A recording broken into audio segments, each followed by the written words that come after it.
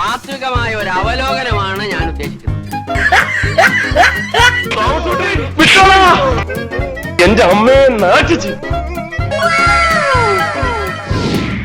നമസ്കാരം, ബ്ലിങ്കിലേക്ക് സ്വാഗതം.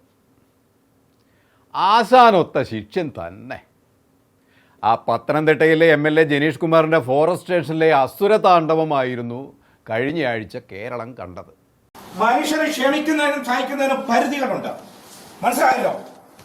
പരിധികളുണ്ട്. അവിടെ മനുഷ്യൻ ചാകാൻ തുടങ്ങുക, ആന കയറി താന്തേലാടിയെ കാണിക്കാൻ തുടങ്ങിയേക്കുന്നു പോലീസാണെന്ന് പറഞ്ഞ്. നക്സലുകൾ വീണ്ടും വരും, ഫോറസ്റ്റ് സ്റ്റേഷൻ കത്തിക്കും. ഭരണപക്ഷത്തെ ഒരു MLAയുടെ കൊലവിളിയാണ്. കത്തിക്കും. രണ്ടാമത് ഇവിടെ നക്സലുകൾ വരും, മനസ്സിലായോ? കൊള്ളാം. ഒന്നിനൊന്ന് മെച്ചമാണല്ലോ ആശാനും ആശാന്റെ ശിക്ഷകടങ്ങളും. അല്ല, MLA ഇത് കത്തിക്കൂന്നൊക്കെ പറയാൻ നിങ്ങൾ അച്ചി വീടിൻ്റെ അറപ്പരയൊന്നും അല്ല കേട്ടോ. ഫോറസ്റ്റ് സ്റ്റേഷനാ. ജനങ്ങൾ നികുതി പണം കൊണ്ട് ഉണ്ടാക്കിയതാ അത്. ഞങ്ങൾ നിങ്ങളെ തെരഞ്ഞെടുത്ത് അയച്ചത് ഇതൊക്കെ കത്തിക്കാൻ ചൂട്ടും തന്നിട്ടല്ല, വോട്ടും തന്നിട്ടാ. ഓ, വടിവാളും ബോംബും കൊണ്ട് കൊലവിളി രാഷ്ട്രീയത്തിൻ്റെ കളരിയിൽ PhD എടുത്ത CPM നേതാക്കളുടെ ഭാഷയ്ക്ക് ഇപ്പോൾ ഒക്കെ ഒരു ശുദ്ധിയൊക്കെ വന്നിട്ടുണ്ട്. ഇപ്പോൾ കൊരയാണ്. പഴയ പോലെ കൊലക്കിറങ്ങിയാൽ വലക്കകത്താകും എന്നതുകൊണ്ട് നീട്ടി വെറും കുര മാത്രം. അവിടെ മനുഷ്യൻ ചാകാൻ തുടങ്ങുക, ആന കയറി താന്തേലാടിയെ കാണിക്കാൻ തുടങ്ങിയേക്കുന്നു പോലീസാണെന്ന് പറഞ്ഞ്. റോഡ് വെക്കും വരെ അച്ചി വീട്ടിൽ നിന്ന് കിട്ടിയ സ്ത്രീധനമായി കരുതി പാർട്ടി സമ്മേളനം നടത്തി തരവഴിത്തരം കാണിച്ചതിനെ കോടതി കടിച്ചു കുടഞ്ഞതും ഒന്നും കേരളത്തിലെ ജനം അങ്ങോട്ട് മറന്നില്ല കേട്ടോ, മറക്കൂല. അങ്ങയുടെ ആശാനും മോശമല്ലല്ലോ. മൈക്കിനോടും മൈക്കിൻ്റെ വിസിൽ വന്നതിന് മൈക്ക് സെറ്റുകാരനെതിരെയും കേസെടുത്തതും ഒക്കെ നമ്മൾ കണ്ടതാണ്.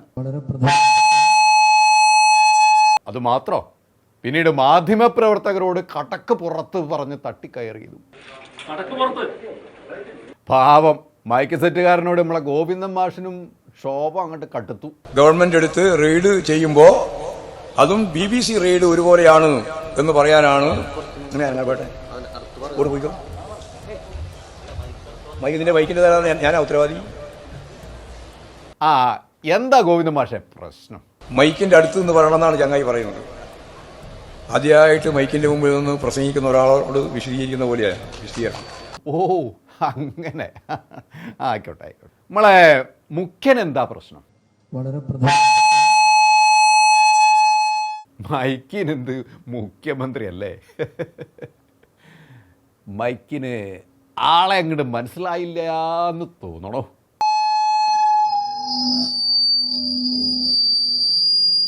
അല്ല, ശരിക്കും മനസ്സിലായത് കൊണ്ടാ കൂകിയത്. മൈക്കിന് പോലും ചതുർത്ഥിയാണ് ചിലരെ കാണുമ്പോൾ. എങ്ങനെ കൂകാതിരിക്കും? വിദ്യാർത്ഥികളോട് പോലും മുഖ്യന്റെ പെരുമാറ്റം ഇതാണ്. അതുമാത്രമല്ല, ഒരു പരിപാടിക്കിടയിൽ അറിയിപ്പുകൾ കൊടുക്കുന്ന അനൗൺസർ കാര്യങ്ങൾ വിളിച്ചു പറയുന്നതിനിടയിൽ മുഖ്യന്റെ കോപം ഉയർന്നങ്ങട് കത്തി. പാവയാള്. അടുത്തതായി ഉപഹാര വിതരണമാണ്. ഈ കെട്ടിടത്തിന്റെ എഞ്ചിനീയർമാരായ ശരത് കിഷോർ, ദിജേഷ്, ശ്യാംലാൽ, അതുപോലെ തന്നെ കരാറുകാരൻ ഉദയൻ തെരുവത്ത് എന്നിവർക്കുള്ള ഉപഹാരം പ്രിയങ്കരനായ മുഖ്യൻ തിരക്കിട്ട് പോകുക എന്നതുകൊണ്ട് മുഖ്യൻ നടത്തേണ്ട അടുത്ത പരിപാടി പെട്ടെന്ന് വിളിച്ചു പറയാൻ ഒരുങ്ങുകയായിരുന്നു. അപ്പോഴാണ് മുഖ്യന്റെ ഈ ശകാരം. അയാൾക്ക് ചെവിടും കേൾക്കുന്നില്ല തോന്നുന്നു. അതൊന്നൊരു ശരിയായ ഏർപ്പാടല്ല. ഞാൻ സംസാരിച്ച് അവസാനിപ്പിച്ചല്ലേ അനൗൺസ് ചെയ്യുന്നത്. സംസാരിച്ച് അവസാനിപ്പിച്ചത് അല്ല, ഞാൻ പറഞ്ഞു വന്നത് ഈ ആശാനും സതീർത്ഥൻ ഗോവിന്ദൻ മാഷും ശിഷ്യരും ഒക്കെ ഇക്കാര്യത്തിൽ ഒട്ടും മോശമല്ല എന്നാണ്. ഈ ശിഷ്യൻ പക്ഷെ അങ്ങനെയല്ല കേട്ടോ.